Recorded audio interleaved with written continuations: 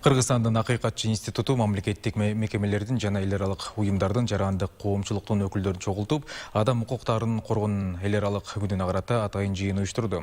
Анда өлкө ичиндеги укук талаасындагы жагдай талкууга алынып, кандай кемчилик, ийгиликтер менен коштолуп жатканына баа берилди.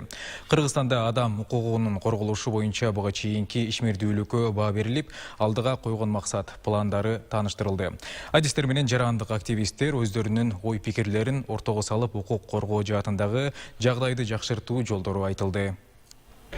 Дүнүйө жүзүндө ушул өткөрүлгөн адам укук жагындагы иш-чара адамдардын укук бузулбаш керек деген, бузулган укуктардын баары тең кайра калыбына келиш керек деген максатта биз ушу гос органдар менен дагы иштеп, көптөгөн международный организациялар келип, ушу бүгүн награждениябызда болуп, ыраазычылыгыбызды билдирип отурабыз адам укук жагында иштеген адамдардын баары менен.